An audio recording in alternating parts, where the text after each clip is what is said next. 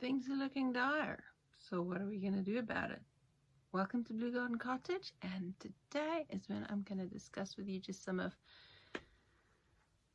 my own and my family's attempts to soften the blow of what's going on around us today. So, it's just we're living in times that are a consequence of living in a globally connected world, and whatever affects one country might affect another, and because there's so much going on all over the show, everybody's being affected everywhere. So it's more of a certainty than an if, and when is pretty soon. But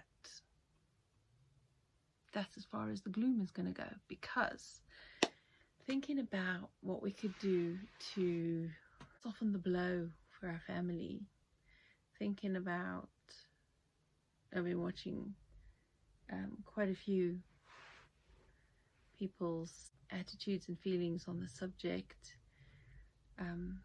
Quite a few people are quite understandably very stressed about it, angry, and all they do is talk.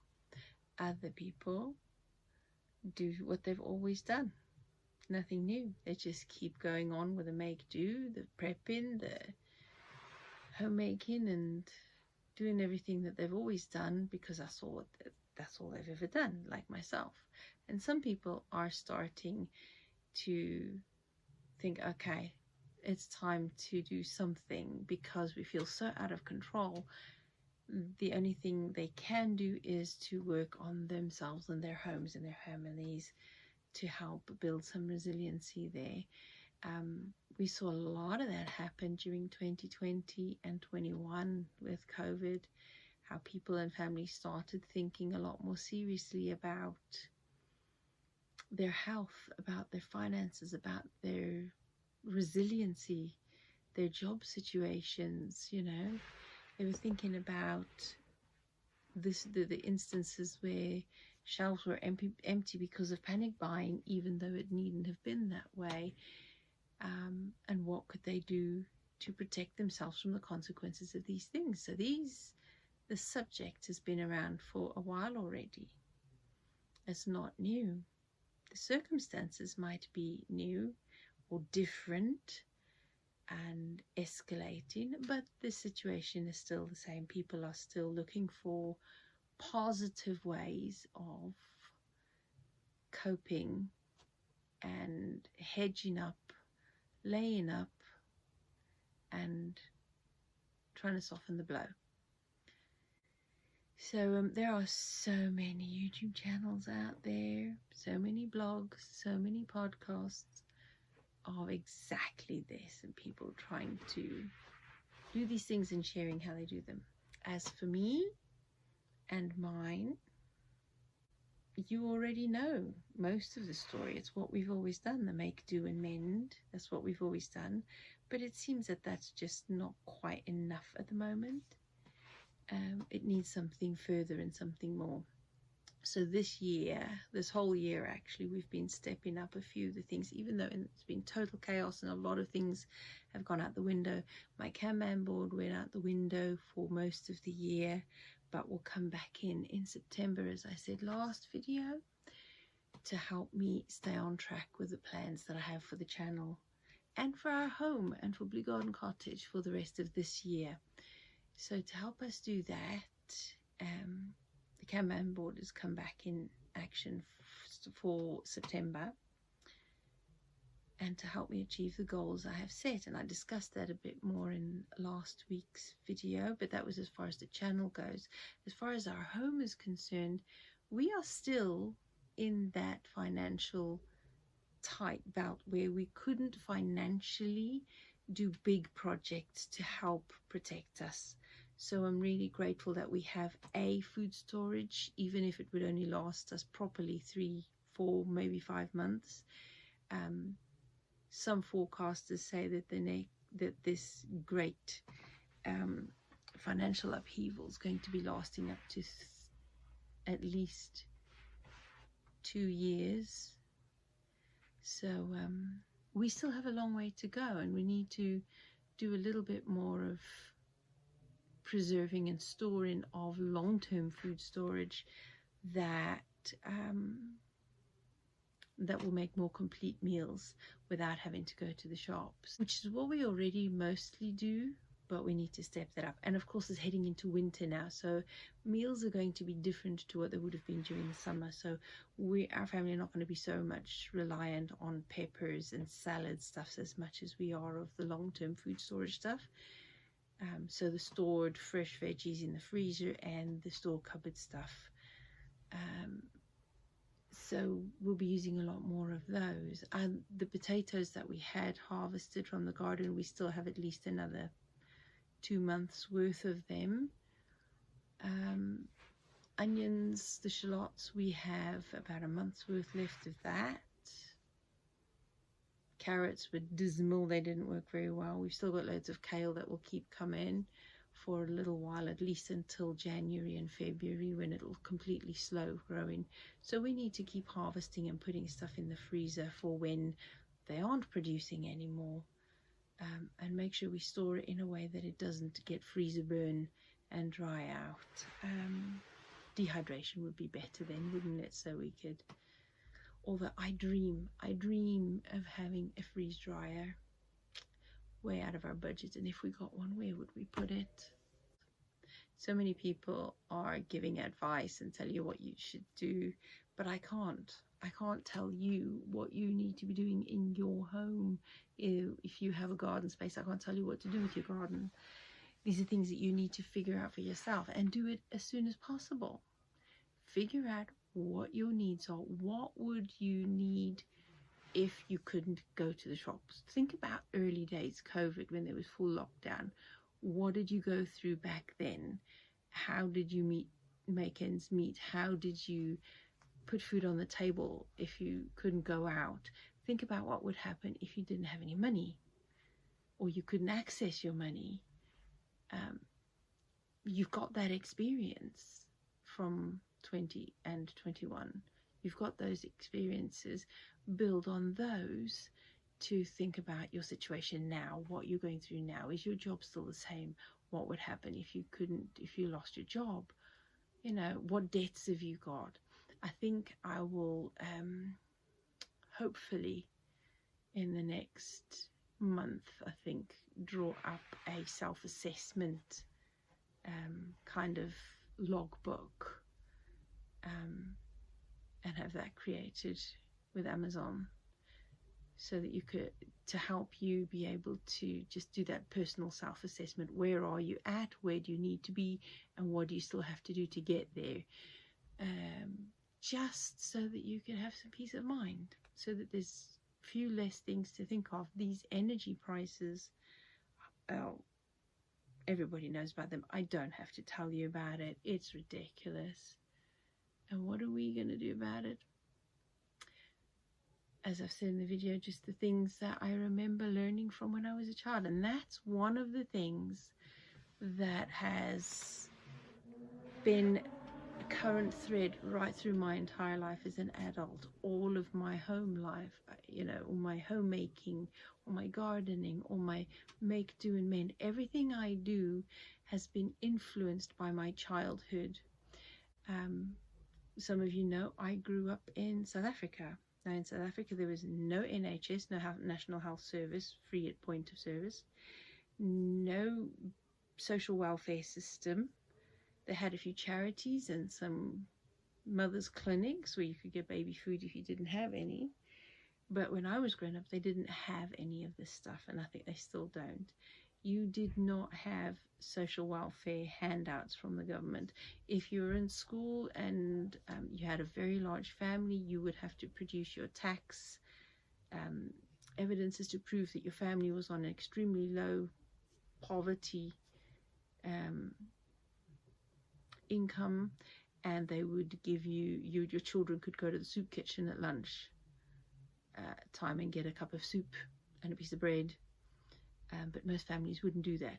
The only places you could get school uniforms was at a swap shop in your school, where if your kids had outgrown your uniform, their uniforms, they'd send them into the school swap shop and swap them for something they fitted into, or if their families bought new stuff, gave the old stuff to the swap shop, where the other families could use the swap shop to buy second-hand school uniforms.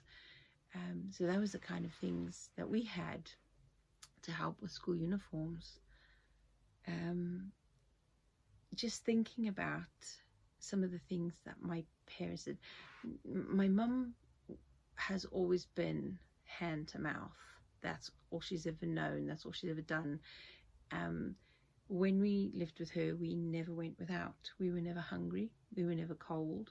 Even though we sometimes might have felt cold, we always had enough of everything we actually needed. She always had fruit. We always had wholesome foods, even though they were most basic.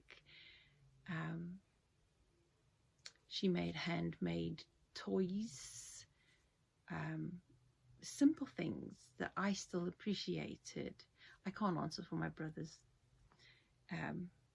I was the oldest, they were the youngest, different for boys and girls. We all have different memories, or we remember the same thing very differently as individuals and in the same family. But for me, my mum was a miracle worker. She could make food to feed all 5 of us, and she could make meals that would stretch over 3 days. And she could make the most basic stuff comforting and even tasty, because some people think about like food storage stuff as like, oh, how do you make that edible? But my mum could do that. My mum was so hands-on. She would make, do, and mend. I remember her sewing curtains by hand because she didn't have a sewing machine at one point. She would make clothes by hand. She made myself made a dress for me. She made wire cars with long steering wheels so the boys could run around the garden with those. She bought me, we used to get books with paper dolls in them, and you would cut out the paper dolls and the clothes had little tabs on that you folded over the edges of the body and that, so that you could change the clothes. It was really cute. I'm sure I've seen it come back in paper dolls. I'm sure I've seen it. But that's the kind of things we had. And I had my favorite dolls. We weren't too proud to go to the second-hand shop for furniture or anything like that. And we called them second-hand shops. We didn't really have, like in the UK, we have charity shops, whereas charities would run second-hand stores to raise money for their charities. This was just generally second-hand thrift stores. And she was never too proud to have second-hand. She was never too proud for hand-me-downs. She was never too proud to send her kids to school with gloves, socks on their hands for gloves, because she'd have to wait till the next week for her wages to be able to buy gloves for us. She had to manage on her own. Thinking about things when we were kids, memories. Go back to your childhood. What kind of things do you remember? What kind of thrifty things did your grandparents do? Because your parents might have been more of the 80s, 70s and 80s. 70s, they would have had a lot of financial struggles. There were a lot of global financial things going on in the 70s as well. So think about your grandparents, especially what they did. My grandparents on my mum's side were more extravagant. My mum was not. My mum was very frugal. On my dad's side, I think my dad's mum was very frugal and very much a homemaker. I remember her cooking, her baking, amazing. So yeah, memories. I think we're going to need to go back in history to find a modern way of dealing with these things, of coping, of doing things in a new way. I think it's dangerous to go back in time and do things the same as we did back then, but you can certainly use history to inform the way we do things now, to find those extreme experiences that help us to figure out what we're going to do now. Like, let's have an example. I'm struggling to think of one. If you come up with one, do put it in the comments section underneath the video. Let me know things that you remember of frugal things, like we never had cereals for breakfast because those are extravagant and not that nutritious. We had proper porridge. It was maize meal porridge, very rarely oat porridge. We had maltabela pap, which was a sorghum porridge. Very rarely we had toast because bread was saved for lunchtime for sandwiches. And for school, there were no crisps or cake bars or cookies or stuff like that. It was a sandwich. That was your lunch. I can remember one day, love her, my mom wanted to give me something more different and more grown up for lunch for school. And she made me a tomato sandwich. And by the time lunchtime came, this is South African temperatures, bear in mind, the tomatoes were soggy. So I peeled the tomatoes off and dropped them in the gutter, and I ate the bread because the tomatoes had gone soggy and was almost made my bread soggy. Nothing worse than soggy tomato sandwiches, love it. But I ate my bread because it would, you know, even if I didn't like the tomatoes, I took them off and I ate the bread because you would go hungry. And we walked to school and walked home. So it was a long day after school to go hungry. And there was no snacks or anything like that. We used to have, I think in high school, I don't remember primary school, but I think in high school we had a tuck shop where the tuck shop ladies would run a tuck shop and sell you some sweets or crisps or something like that, but just little snacky things, little cup cold drinks. Nothing fancy. I don't remember, probably because we never used it much. Occasionally when we had pocket money from our gran, we would go and keep it and buy some sweets from the tuck shop in school, but we never really used the tuck shop. You had your breakfast, you had your lunch, and when you got home from school, there was no snacks waiting for you to eat when you were hungry. You had to wait till supper was cooked, and that would be the supper for everybody.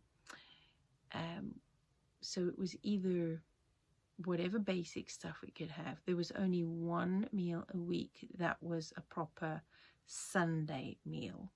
Every other day of the week was basic stuff. You'd have beans with mashed potatoes, you'd have eggs with mash, sometimes with beans, quite extravagant to have them both.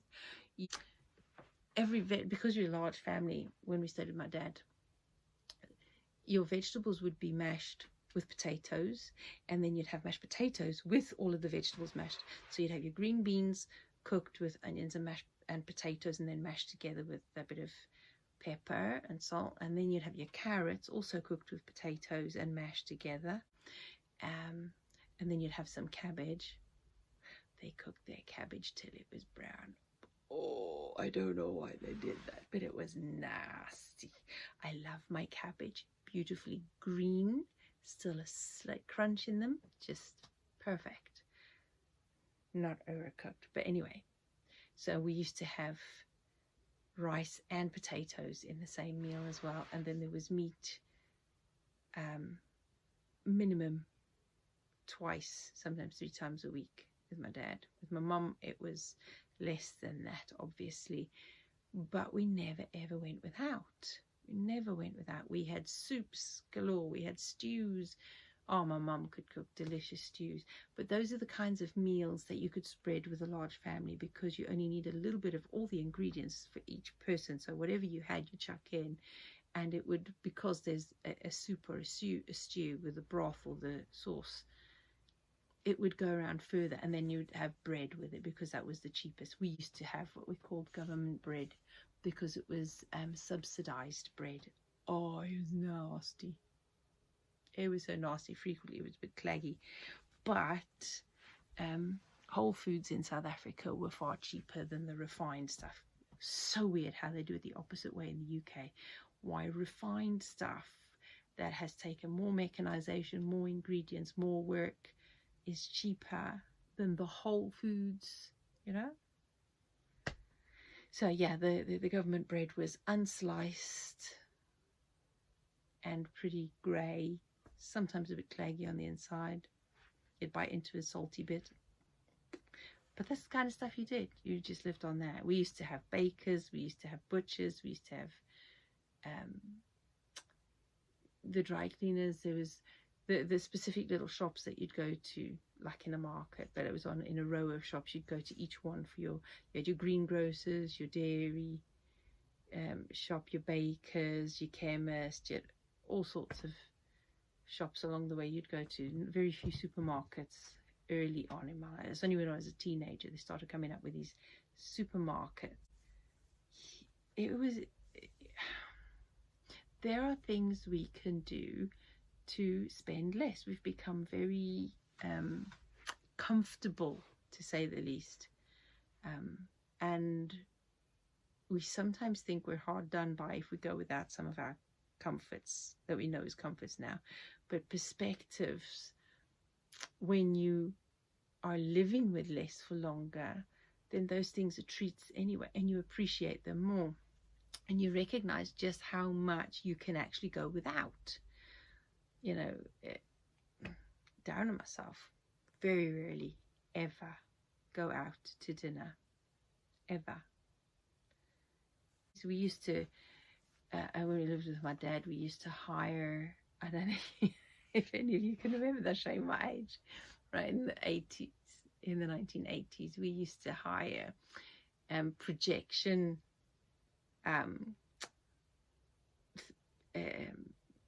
projectors, where you'd put the big reels. You'd go to like a video shop and you buy the big reels with the negatives on the reel. You'd pin it on, connect it to another reel, start winding it, putting it, and you're watching it on the big wall in the living room with a curtain on it, and these old country and westerns, the old kung fu movies, stuff like that. And you'd sit and you'd hear the machine ticking away in the background.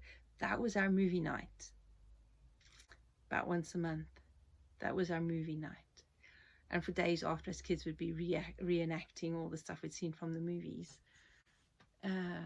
Those were good memories. And we didn't have all the snacks we have now. When we go to the movies, we have to have our popcorn and our chocolate and our cold drinks and maybe dips. See, we don't even do that anymore.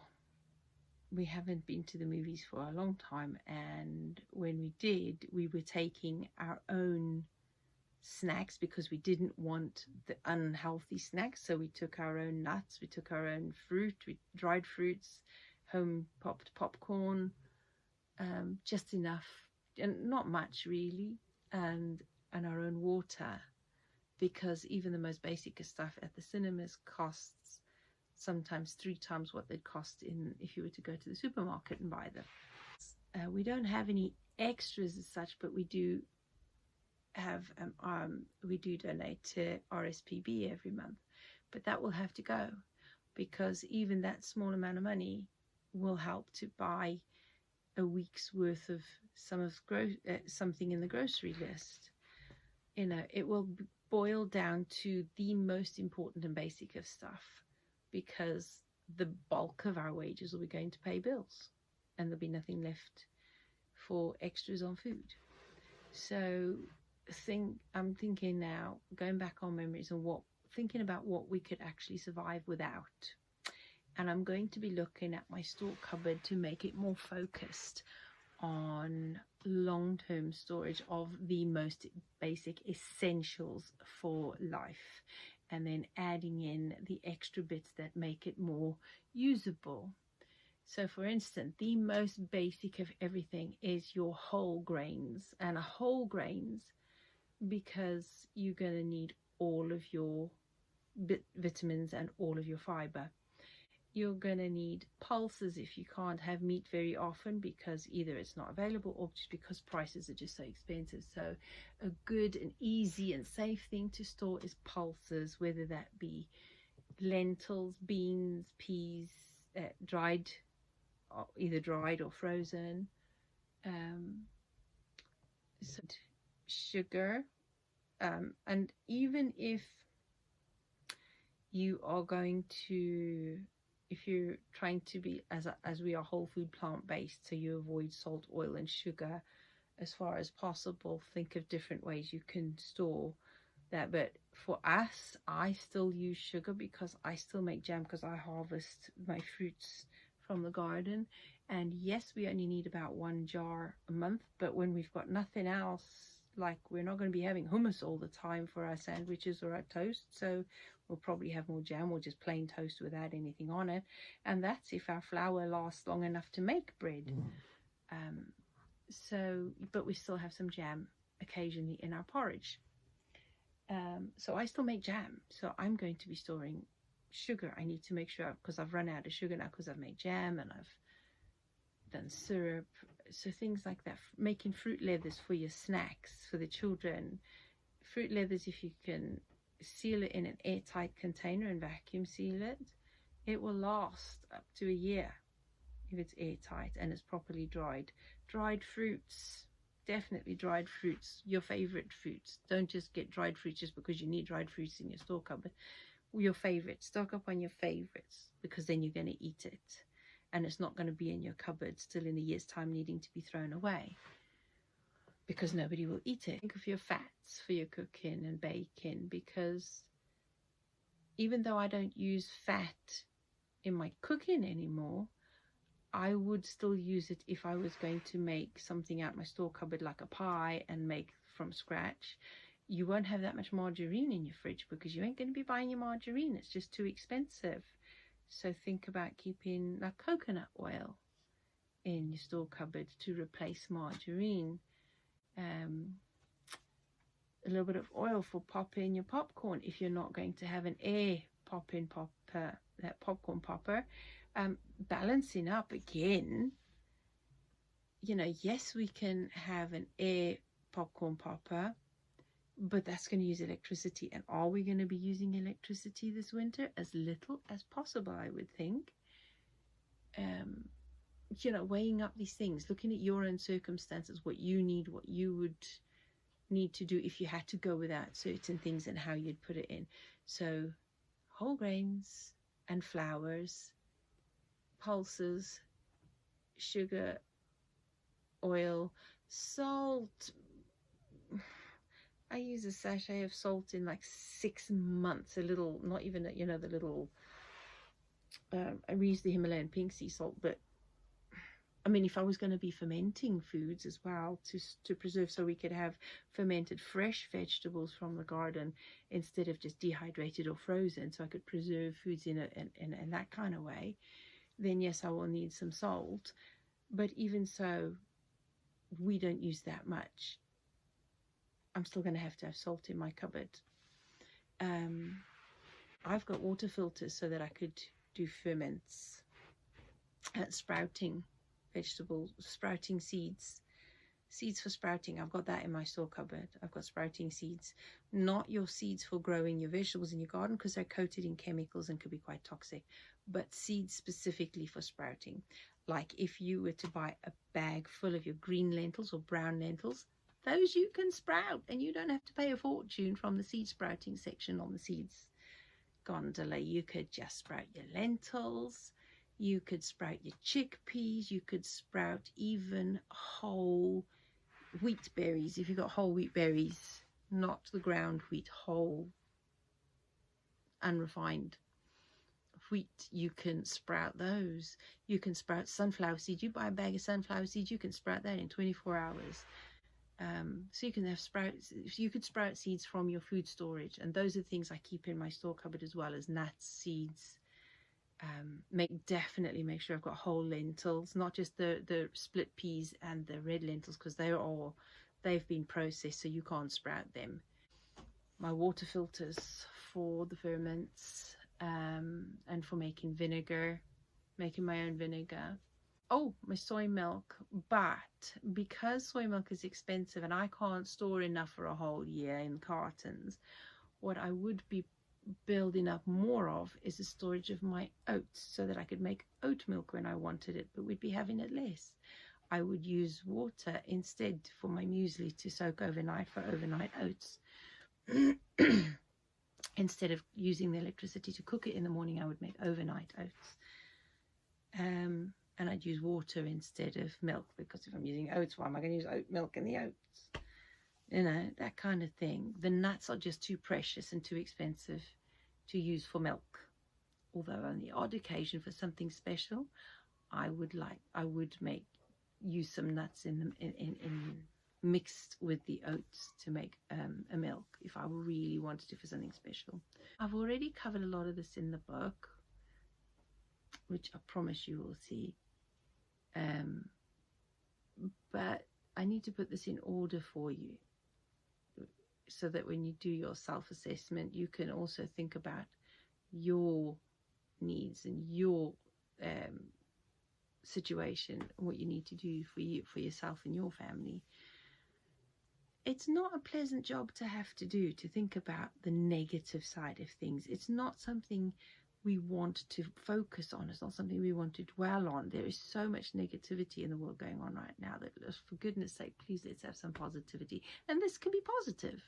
You are taking steps to avoid some of the negativity of what could happen and will happen to many people because they refuse to take note and do what they can, what is in their power. A lot of things are out of our power, but when you focus on what you can do, then I think it's a more positive effect on your own mental health.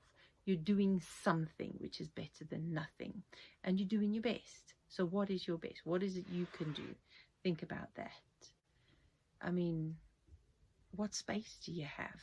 I have got plastic boxes, you know, the storage boxes underneath my settee in the living room with food storage. I've got a bookcase in the living room. You've seen it, with food storage. Just put curtains on. I don't want to look at food storage in my living room. So put curtains on or cover doors. Use a wardrobe. Put shelves in a wardrobe. You know, it's dry food storage you could put in a bedroom, even though there are heating pipes in the floor, although we're not going to be using our heating that much through the winter, I think, for most of us. So you could store those plastic storage things in the bottoms of wardrobes, in an airing cupboard even. Your dried foods can go in if they're sealed properly and in tubs, and you know they're fine there.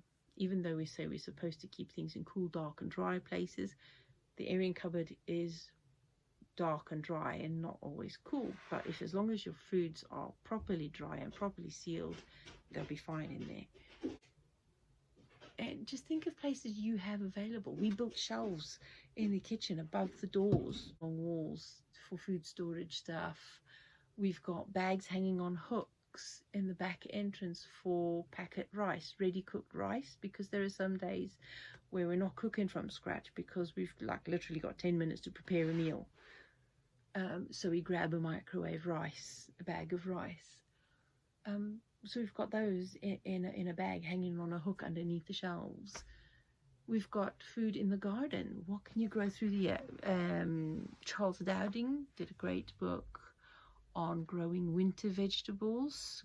I think Martin Crawford has a great book on growing perennial vegetables, so you're not having to fork out every year on seeds because some of them are perennial. But of course, we're so used to our annual vegetables. We love our annual vegetables these days, don't we? Carrots, our beans, our potatoes, things like that. They're annuals. You put them in the ground, you harvest a lot at the end of the season, and that's your lot. You've got to buy more to grow more. But perennials are vegetables that you plant once and can harvest for a number of years, sometimes 7 years, and then you have your long-lived perennials like your fruit trees that will last a couple of decades, if not more.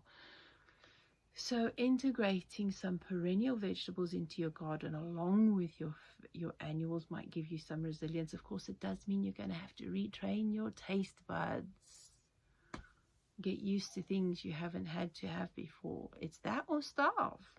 You know, it's getting strict as well. Oh my days, what are we going to do with our little ones who are so used to being able to have the snacks that they like, all the additives, filled things they like? You know, my grandchildren are used to my store cupboard and vegan bologneses and lasagnas and things like that because they've got used to it now and they actually like it. So they'll be all right with those. But when it comes to eating vegetables out the garden, the way we usually do, like, they're not going to like it.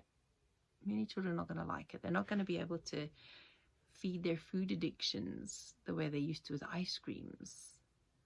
And yet, if you have a freezer, you can make, if you've got fruit in your garden, you can make your own ice lollies.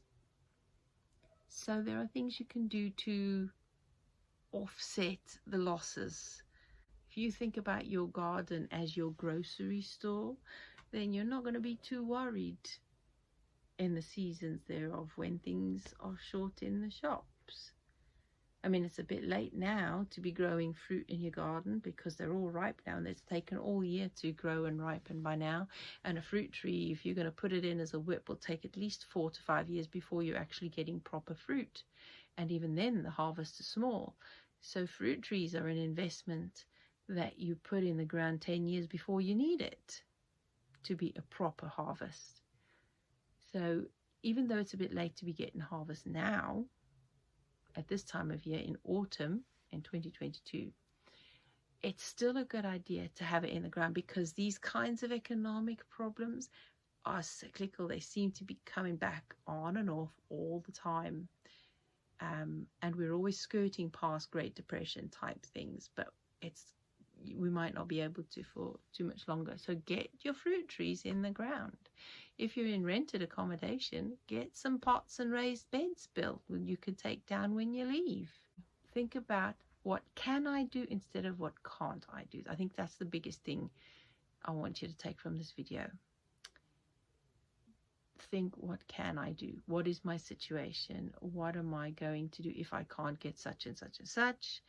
How am I going to pay my bills? If I have to fork out for food, do I have to choose between the two? How can I take steps now so that it's not that kind of question come the winter, as we are going to be facing some power cuts, hopefully scheduled, so we know what and when. And it's crazy that they're doing that in the winter, but that's when we use the most fuel to heat our homes. And we're cooking more because during the summer we're cooking less. We have more salads and easy stuff and sandwiches and things, whereas in the winter we're cooking more as well, and washing more and using the tumble dryer more because we can't hang the washing out on the line. But even for that, that's what curtain poles were invented for, right? Curtain poles, shower rails, door tops. That's how I do it in the winter. And I only ever tumble dry stuff when they're touch dry and I just want to air them, so they get maximum of like 20 minutes in a warm, not hot tumble dryer. So, and that's what the radiator's for. But if we're not using our heating, I think drying clothes even like that's going to be a challenge. So it's down to, again, as from when we were children, we don't wear clothes, put new clothes on all the time. You wear the same pair of clothes for a week. I promise you, when we were kids, we had our school uniforms. We were not to get them dirty during school because we had to wear those same school uniforms through the week. And then when we came home from school, we put a set of clothes on, and we were to keep those clean because we had to wear those for the rest of the afternoons of the whole school week. Until the weekend, we'd have something special to wear on Sunday as our Sunday best, something to wear casual smart on a Saturday. But even those we had to wear twice before we were allowed to put them in the wash. Underwear, we had to wash ourselves by hand and hang them up to dry in our rooms. So there are ways that you could avoid making more laundry. And yes, we might be a bit more floral to whiff. But hey, you know, you're not going out all the time, so who cares if your armpits are not so fresh? You're working, you're keeping warm. That's another thing, more exercise to keep warm. Oh my days, some of the comments made by politicians on, oh, put on another jumper.